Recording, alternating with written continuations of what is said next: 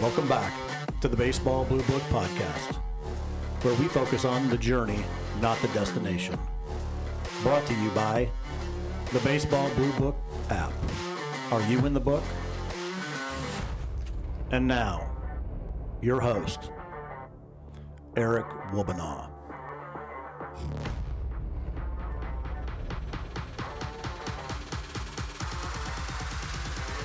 Welcome back to the Baseball Blue Book Podcast. Eric Wobanaw here, president of the Baseball Blue Book. And I hope you all had a great Thanksgiving. Took a couple days off, but ready to get going again. We have Coach Ryan Palmer with us, head coach at the Central Maine. And excited to hear from Coach. We're working at community college, and it's as far north as we've been. And so excited to kind of hear Coach Palmer's take and his journey in baseball. Hey, Coach, how are you today? I'm good, Eric. How are you? Thanks for having me. This is going to be a lot of fun. Well, yeah, it is, and thank you for joining us. I'm doing really well. We kind of got a touch of winter here over the holidays. Had a couple inches of snow, and now we're back up to 70 degrees today. And so, Central Missouri we always see that. So Maine is probably a little bit different. How's everything going, and how did the season go for you this year? Yeah, we're getting a taste of winter up here actually ourselves. It's been uncharacteristically warm the past couple weeks, but we did get about 2 inches of snow, and it's actually supposed to climb back up into the 50s middle of the end of the week. So it's different, but I think things are going well. We concluded our fall season a few weeks back. Ended up 15-3. Nice. Really taking our program to another level. It's my goal when I took over was to just get a team on the field and then build off that. And then COVID hit. Yeah. So we didn't my first year, so it kind of set us back a little bit. But we never stopped recruiting. Kept going at it hard, and it's paid off. We've, like I said, 15-3, and we're playing teams up here that are NCAA Division III that nice. We're competing with and beating. And from a community college standpoint, and the association that we belong to, it's really helped. That's great. You mentioned COVID. I just like to put that in the category of adversity. We all had to go through it, and it's fun talking to coaches I started the conversation always as, well, how did it go and what did you do? And then I started realizing all these coaches are like, it's just another roadblock, or it's another thing that we just have to deal with. And it seems to me that a lot of these coaches have taken their programs to another level because of that. And I think that it speaks to me, the nature of baseball, right? It's a sport of adversity. It's a sport of failure. And we've all learned how to figure out how to get through that failure and to take us to that next level. Let's before we get into the program and kind of what you're looking forward to in the next year. I always love talking to coaches about their actual journey and their baseball journey. So why don't you share with us from the very beginning? Because your story starts from the very beginning. A lot of times it's a little later in life, but why don't you go ahead and kick that off and tell us when it all started? Well, it all started when I was 3 years old. That's when I started playing organized baseball. And, my dad was my coach. He was my coach all the way up through Little League, right into Babe Ruth. And he was my middle school coach, too. And then he was an assistant. One of his good friends was the high school coach where I went. So my dad was the assistant coach. So I've had my dad with me right along through all the way up until I got to college ball. But, I started playing when I was 3. Every summer, look forward to it.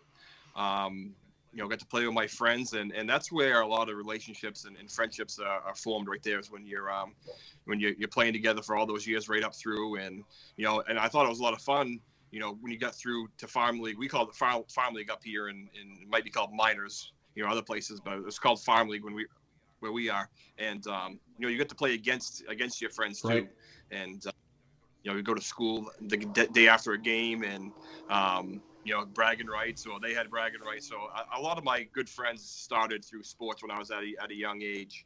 And I went right up through Little League, and we had for Maine, we had a good team. We weren't really Little League sanctioned to have a chance at going to Williamsport or anything like that. Played in a few tournaments at the end of the summer, and we had a lot of fun. And a lot of the group of kids that I played with back then, they all played right up through too. And I think that made our high school team better because we were all used to each other. We've all been playing together. And I got to high school, Mountain Valley High School grad of 2000. Like to think I had a successful playing career. Couple all-conference awards, couple all-state awards. Probably if I have to have a bragging moment, it will be I was a second baseman when I wasn't pitching, and in 4 years, I never made an error. I had like 88 putouts or whatever it was, and we went back through the books because I told my coach, who was my dad's friend, they played in men's league teams together. And I'm like, geez, Steve, I don't think can we go check that out? And we look back, and sure enough, there wasn't one there. That's awesome. That's great. Yeah, that's kind of my bragging moment. I don't like to talk about myself too much, but that is pretty cool. And then I went on to play at Central Maine Community College. It's an interesting side story to that. I was wanted by Fisher College out of Boston.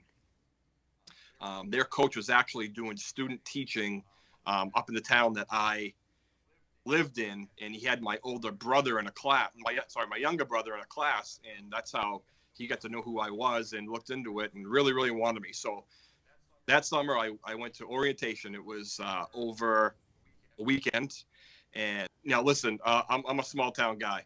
I live in a very, very small town where there's one traffic light, and I get mad if I hit that red light, and that's all pretty much. So I went. My parents dropped me off probably at around noontime or so. We went through with some of the orientation. That night I laid in bed and I heard nothing but sirens, right out of Boston, and I thought, there is no way. This is out of my element. I'm not the next one. I called my parents to come get me. They said, no, you got to stick it out the whole weekend. I didn't want to. Reluctantly, I did. And, I think we were on the way back from Boston when I stopped at Central Maine Community College and said, listen, I made a big mistake. I'm coming. That's great. You bring up a really good point, and it's something that I think the kids don't necessarily think about when they're going through the recruiting process. I hear it from a number of coaches that they tell them that they should be thinking about these things, but I don't know if they actually do it. But you brought up a great point, right? Sleeping there and you hear these sirens. It's like, wait a minute, this isn't what I want. Could you imagine if you would have signed, got there and started going through this and you were just miserable? And you might have loved the baseball program, loved everything else about it.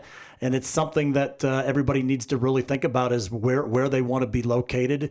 There's so many factors that go into it. And certainly it's good that you realized it early on before any commitments were made.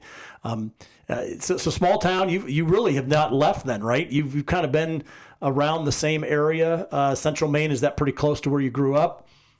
Yeah, so from where I live to where the campus is about 45 minutes. And so when I went to Central Maine, I lived on campus, and that's as far away as I've been from my hometown. Well, hey, that's good. My entire family's there. I got a 7-year-old son now that I'm bringing up, and I have no interest and no plan on going anywhere but where I am. That's great. That's great. Well, hey, and now you're back to kind of your alma mater of being at Central Maine, the head coach there. Talk about the I always love to hear kind of the differences between, especially with people coming back to where they actually played. What are some of the changes and the things that are different from when you went to what it's like today? Yeah, so I think one of the big things, and it's everywhere, is obviously technology and social media. When I went there, the same athletic director is there now than when I went, and great guy, name's Dave Gagne. The basketball court's named after him. He has many titles. He's the athletic director. He's the director of housing, the director of security, and the men's basketball coach. Okay. And he lived a house on campus, so he's always there, and he's been great. Even after I left CM, and I went back and coached high school for about 13, 14 years. I never really left CM, if that makes any sense. I stayed in contact. I was still around. Yeah. So yeah, it was, he's been great, and probably one of the biggest changes is our facility. When I went to school there, we were lucky. We had 15 players on the team at that back in 2000 to 2003, and we all pitched, and we all got along, but our field was off campus. We had to travel about 15 minutes or so to the field, Okay. and that was challenging for quite a few years after my group got done playing. But now we got a brand new turf facility right on campus, with lights, everything state of the art there. That's great. And it's going real well. But if I have to say, the biggest change would be actually having the field on campus helps a lot, especially with recruiting, because it's hard to get people there. It's not like we had a bus that belonged to the school that we could go back and forth to practice with. It was pretty much just carpool.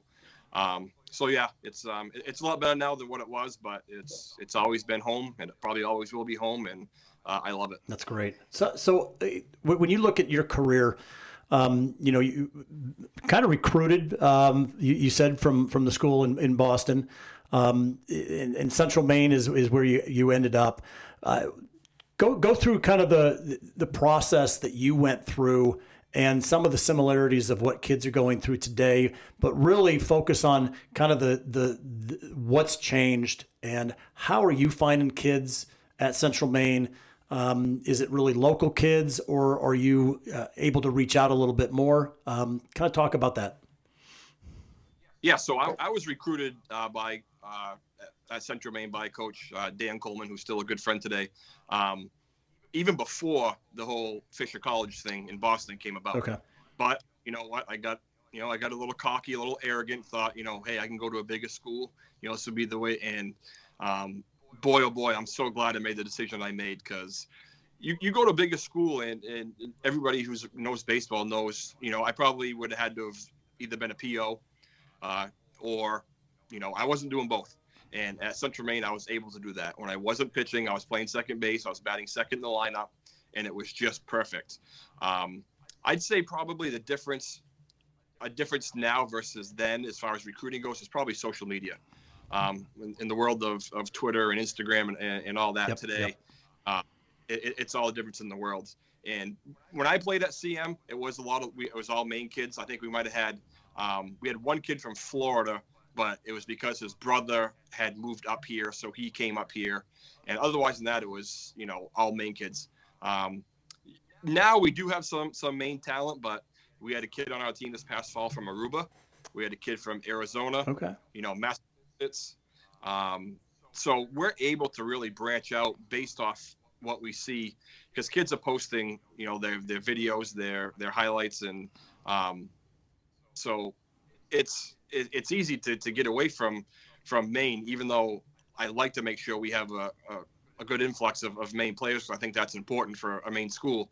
But I have a good recruiting coordinator, actually a great recruiting coordinator in Dave Walsh. And, he's just instantly always on his phone, looking at videos, reaching out to kids.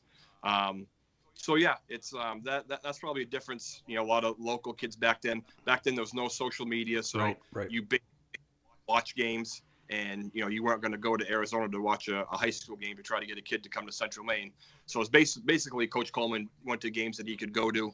The basketball program at CM back then had a good pipeline with Mountain Valley, where I graduated, so that helped because the school was familiar with Mountain Valley anyway. So that's how he got to see me. And but yeah, it's social media has taken it to a whole new level. Absolutely, it's totally changed everything. When did you know, Coach, that you wanted to coach? So I would probably say middle school. Really? Okay. I honestly, 7th or 8th grade. It's an interesting story. Like I told you, my dad was the coach. Mm-hmm. He worked in the paper mill in our hometown, a big paper mill. Back then it was called Boise Cascade. And he couldn't make it to a practice because he got caught in a shutdown at the mill. So the assistant coach took over, and the assistant coach had come up to me and said, anything that just help me out as much as you can. You're an 8th grader. So myself and a couple of the other 8th graders helped out with that practice. And I thought, geez, teaching the game of baseball is fun. I enjoyed that. Yeah. So right there, I knew that I someday I wanted to coach. And like I told you off air, One of the things that really helped is back when I played at CM, we only played in the fall. We played 35 games in the fall. So the springtime came around, and I was able to coach at the high school that I went to after I graduated, because I only played in the fall, so the spring was freed up, and that's how the whole coaching career got started. That's nice. Oh, that's great. What is the difference coaching high school and at the level that you're at today? Parents. Okay. Yeah, So the lack of is the college, right? Yeah, I say that half kidding around. I started coaching a head coach at high school at Mount Abram in 2007, which was probably about 40 minutes from where I lived. I just wanted to get my foot in the door as a head coach. Mount Valley wasn't going to open up. The neighboring town of Dixfield, which is Derigo High School, where I eventually went after Mount Abram, wasn't going to open up. And I thought, you know what? I'll get my foot in the door as a head coach. I'll go to Mount Abram. And I went there for 4 years. The first year was tough. I was there, the senior class, I was their fourth coach in 4 years. That's difficult. We took our lumps, improved every year. Last year, my third year there, we made the playoffs. And the fourth year there, we won a playoff game. And then the Derigo job opened up, which was 10 minutes down the road from where I lived. And it was already an established baseball program. The feeder systems were very, very strong. Of course, being a neighboring town, everybody knows everybody. So I was well known, applied, got it, coached there for 10 years, won back-to-back state championships in 12 and 13, and just had a great relationship with the players, even after they graduated. One thing I've always said that probably means more to me than winning any state championship is after kids graduate and they come back and they see you and they still call you coach. I think it really means something. And a lot of my guys did that. And it was probably the 10 best years of my life in baseball thus far. The parents were great. And, I just wanted to challenge myself. A few things didn't go the way I would have liked at Derigo. And I thought, you know what, where I'm still relatively young, if I'm going to give college a chance, now's the time. And so I hopped on the phone with Dave Gagne at Central Maine, said, what's going on with the baseball program? Well, the coach just left last week. I said, perfect. He's like, well, you have to apply. We're going to have to go through the interview process, see if anybody else applies. And I said, okay, filled out the application. 2 days later, I was hired. There was no interview. But, at the college level, and I mean this as nicely as possible, is you don't have to deal with parents. The kids that you're coaching are adults. I'll talk to the kid. He's an adult. You're not going to come talk to me about playing time or anything like that. If something crazy was to happen, where something bad happened and you want to step in, that's right. One thing. But it's a totally different ball game than high school as far as that goes, and I'm really enjoying it. That's awesome. No, that's really good. What is your philosophy in coaching? Kind of walk through. You hear a lot of things about culture. You hear a lot of things about raising men, focusing on things that are outside the lines, really. We obviously, the wins and losses inside the lines is important, but what do you kind of base your strategies on, your mission statement, kind of how you bring everything together, and how do you get all the players to kind of follow you and go in the direction that you want them to go? I think the biggest thing as far as getting players to buy into what we do with our program is we have fun. We're not strict, start to finish and playing for me, pump on my chest and, yell and scream at everybody. And, we are so relaxed. We joke around. The kids love it. They know that when the second we start recruiting a kid, that they get a feel for how our program is run. There's a time to be serious, and they all know that. But for the most part, we do things with the kids. Our study halls are all done together. The strength and conditioning in the off season is all done together. A lot of them hang out with each other, and it just makes coaching so much easier when you kind of have that going on. And it's it's tough because you got to take the kids from away that don't know each other and kind of mold them together and to buy in. But yeah, we're relaxed. We have fun. We joke around. The kids enjoy it, have a good time. Probably, if I had to say, I'm a small ball coach. Okay. You know, give me the suicide squeeze bunt over solo home run any day of the week. I We manufacture runs, um, and that's just the way I've always been. That's the way I was taught growing up. My dad had taught me that. My dad actually scored the winning run in the championship of his senior in high school back in 1970 on a suicide squeeze bunt. So um, so yeah, our staff is set up perfectly. You know, obviously I'm the head coach. Dave Walsh is the recruiting coordinator, and the associate head coach, and he works for the infield. Brett Tureen is our pitching coach. Terrence McCormick is our first base coach and kind of does a little bit of everything. And Jeff Bozak is our catching coach. And it's so much easier and so relieving when all the coaches know what their role is. Right. They don't try to step, and the kids buy into that as well.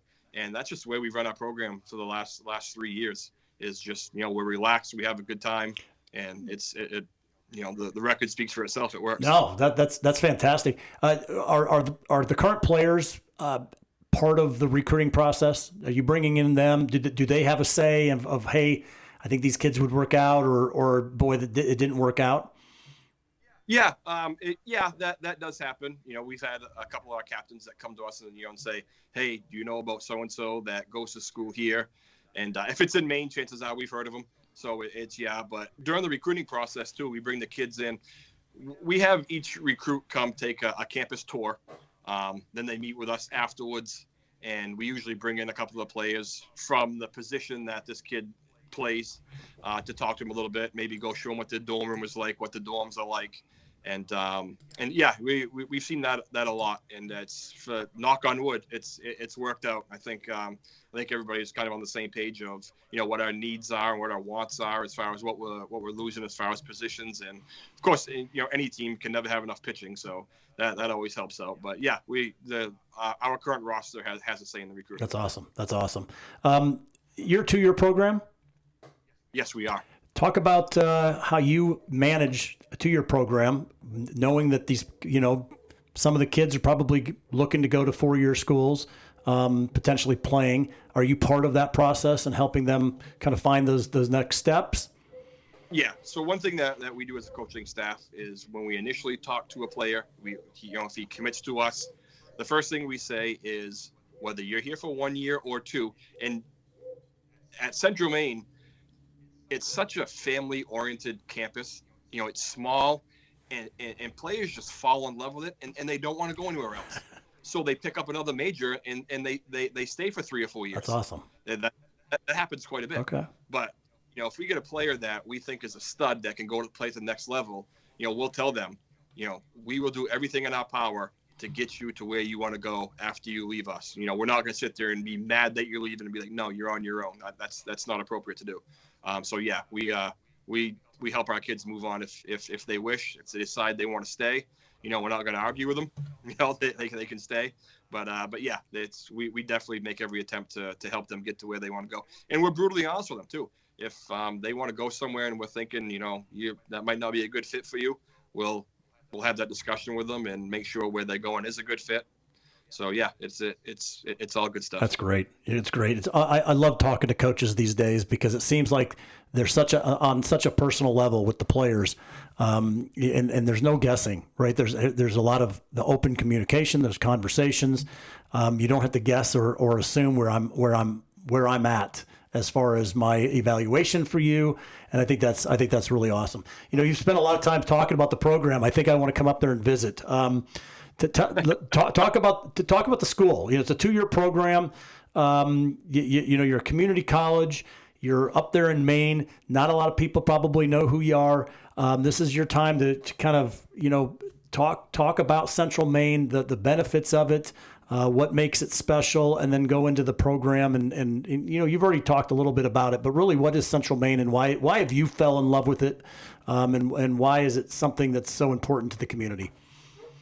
Great administration. Again, I'll talk about my athletic director all day long. Great guy. One of the things we do at Central Maine that I think the kids really like is we're a community college, but we treat them like they're a D1 athlete. You walk into our gymnasium, and we have, I think it was like a $75,000 Jumbotron. what community college has that? Yeah. And we have one just as big when you're coming up the driveway of the school that everybody sees when they're coming in. And if a recruit's coming on campus, we'll put their picture up, welcome so-and-so. And, they love that stuff. And the campus is small. And I can tell you one thing that parents especially that like about us is we're safe. There's one way in, one way out. Again, Dave Gagne is the director of security, director of house right on campus. The resident directors that he has, it's very hard to get away with everything. And it's said right from the get-go. You want to drink and drug, that's your choice. Do it off campus. You do it here, you're going to get caught. It's a small little campus right on Auburn. It's in Auburn, Maine. It's right on Auburn Lake. Unfortunately, you can't swim in that lake, but it's beautiful. It's a friendly staff, and I've had so many recruits come, and the coaches the same way will get done the tour, and the parents are like, wow, I never expected the campus to be like this. And like I said, everybody's friendly. And it's small too. You go to a big university, and you might have a half a mile walk from your dorm to your class. And at Central Maine, you leave your dorm, you're probably 30 to 40 steps away from getting into the main building where all your classes are going to be. Is it more of an on campus campus life, or is there a lot of commutes? Well, interestingly enough, our governor actually passed a bill last year for a free community college, which means your tuition and your fees are waived. Even if you live on campus, your address changes to Auburn, Maine, you count. So some of our commutes are going to school for nothing right now. And what a great recruit. Yeah. So even the ones that are living on campus from away are still saving between $3,500 and $4,000 a year because they don't have to pay for their tuition. They just have to pay for room and board. So that's helped with recruiting as well. But our dorms are full. We've actually had to rent out a wing at a local hotel to fit dorm students in. Awesome. So to answer your question, I think there's more commuters because the average age at our community college, especially for Maine, is like 35. You have a lot of guys and girls coming back that are might be a plumber or might be that doing plumbing for 20 years, but they don't have the piece of paper to so they come back to get their degree. So it is an older group, but I'd say that there's more commuters than there are people that live on campus. But there's probably about 250 to 300 that live on campus roughly, and maybe 200 of those are athletes. Okay, that makes sense. A lot more programs. A lot of times, community college is for the secondary, the professional that comes back and wants to do something or get another degree. But that's pretty awesome. I was actually looking at some pictures of the campus. What a beautiful site with the lake behind it, and looks like a lot of the buildings are fairly new. So it's looks like a great recruiting tool, just the campus and where you're located. It is, and I'll go back to it. That one of the biggest things is when the parents come to the tour and they look around, see what we're all about, and they know their child's going to be safe. And that, as a parent, I can understand why that would mean something. It's important these days, right? I mean, there's a lot of going on, and there's something to be said about the one stoplight town and the community and the people that are taking care of each other, and I think that's really important. No, this has been a lot of fun, Coach. I asked about the program. What's it look like for this last year? Because you guys won the Yankee League last year, correct? Or at least the Fall Classic. We won the Fall Classic this fall. Yes, last year we lost to Southern Maine Community College in the Yankee Conference Championship game, and so we belong to the USCAA, which is kind of like the minor leagues to the NCAA. Our World Series is in Du Bois, Pennsylvania. Last year we did not qualify. How it works is you have to be in the top 10 of the coaches poll to get a bid. Unfortunately, the Yankee Conference, we only have 5 teams in our conference. You need 6 to have the automatic qualifier. You have to get an at-large bid in order to go. I'm hoping we've kind of turned the corner. Like I said, this fall we kind of figured out Southern Maine. We beat them 2 out of 3 times. We beat them to win the Fall Classic. Ended up 15-3. So hopefully that carries over into the spring. And even though we play in the fall, then we play in the spring, the record carries over. So when we start in the spring, we go to Myrtle Beach. We leave March 9th, I think it is. We're starting 15-3. It doesn't start over. Okay. So that's a cool thing about the JUCO and the community college is we can have a fall season. The NCAA divisions, they only, I think, like one play date in the fall or something like that.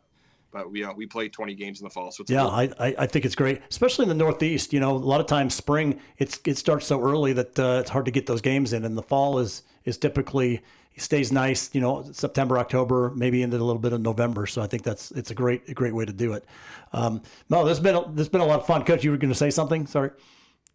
No, I was just going to say that's part of the reason why we're taking the Myrtle Beach trip is, up here.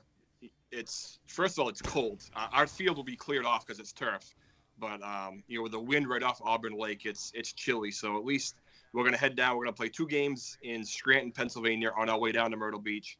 Then we're going down to Myrtle to play 6 or 7 games, and on the way back, we're actually going to the place where the World Series is. We're gonna play Penn State, Du Bois, and Cincinnati Claremont. Awesome. Playing 4 games. So we're going to have about 10 games under our belt before we get back to Maine, which is big for us for 2 reasons. First of all, the weather's going to be better. And second of all, we really got to go down and play those teams outside our conference so people know who we are. Because as far as the USCA goes in baseball, we don't get a lot of love up in the Northeast for baseball because no one really knows who we are. So hopefully this helps. I think that's great. It's a lot of fun. I have really enjoyed this. This fall has been my tour of the Northeast, and so I've interviewed almost 40 coaches, just kind of the USCA, a lot of the lower conferences, NAIA coaches, and it's. The passion is the same no matter what level. That's what I love about it. And I think if a coach is getting on a podcast and want to talk about the program, they're usually pretty committed and pretty awesome. And we've got some really good feedback from people that are listening to this. But this has been a lot of fun, Coach. The last thing that I always ask is shout outs. Thinking of starting at the way 3 years old and then knowing at 8 years old that you were wanting to be a coach. Who were some of the biggest influences that you had besides your dad? Obviously, your dad coached you all the way through. But what are some coaches or friends or family or whatever that really was influential in your success? Yeah, I'd have to say one of my basketball coach, Ryan Casey, was big. And he never coached me in baseball, but just coaching in basketball and seeing how he believed in his players, it actually carried us over into baseball as well. And of course, my high school coach, Steve LaPointe, he's actually, I think he's done now. I've been saying that for a few years, but he's coming back. He's got like 50 years in coaching high school at Mountain Valley. Him and Dan Coleman, my college coach. I'll tell you a quick story. When I said we only played in the fall, we were still playing in October. And one thing we did at Central Maine is we had lights at the field that we played at, and our practices were at night. That way everybody was out of class, everybody would be there. And, let me tell you, when it's 35 to 40 degrees out, you learned how to find the sweet spot of the bat. That's where I really, really learned how to hit. And I had a couple of great assistant coaches at Central Maine too, Jamie Lobb and Mark Goslin, and Dave Gagne, of course, the athletic director, who's been pretty much our mentor to me. And as I grow up, there's been a few high school coaches along the way, way too many to name, that have really helped me out when I first started coaching high school. But those are to name a few, and not sure my coaching career would be where it is without them. Again, I started at 3 years old. Yeah. I kind of figured out I wanted baseball to be a part of my life forever, and to get to where I am today, it wouldn't have been possible without that. That's awesome. That's awesome. Shout out. Advice for kids that are wanting to play at the next level that should seriously consider community college and, most importantly, Central Maine. Yeah. I think a good recruiting tool for us is, first of all, the community college, it's cheap. COVID really, hurt a lot of families as far as financials go. and Central Maine is, and other community colleges have been there, but especially Central Maine. We play a fall schedule and a spring schedule. So if you like playing games, CM's the place to be. We end up playing about 50 games out of the year, but it's great playing 20 games in the spring, fall. But you really got to look yourself in the mirror and understand the commitment of being a college baseball player, whether you're a D1, D2, D3, NIA, junior, JUCO, whatever it may be, because it is a commitment. And we've run into that problem where, are you a baseball player, or are you just somebody that likes playing baseball? There's a difference. And of course, we want the baseball players. And, if you're somebody that likes playing baseball, there's nothing wrong with that too. But, playing for us probably isn't a great fit. But yeah, again, cheap, family-oriented campus. Well, I like what you, Coach. I liked your point there. Yeah, we're looking for ball players. If it's just something that you like to do, it's probably not a good fit. I think that's really good advice for a lot of people, because you could be playing all through high school and a lot of games, but it's a commitment. That going to college, the time commitment, the structure that needs to be done, there's a whole lot to be considered that is beyond just playing baseball. And I think that really was key to what you said is what players should really be thinking about. I actually stole that from our associate head coach, Dave Walsh. He mentioned that in our group chat yesterday, but it's so true. And there is a big difference between a ball player and somebody who likes playing baseball. There just is. But yeah, those are the kids that we want. And, we go after the big fish, because the worst they're going to tell you is no. And we don't sell ourselves short. So it's carried over and has helped us out. That's awesome. That's awesome. Coach, this has been a lot of fun. Thank you very much for joining us. And we're excited to watch the program, see what you do this year, and just continue to follow the program and be cheering you on. Thank you very much. All right. Take care.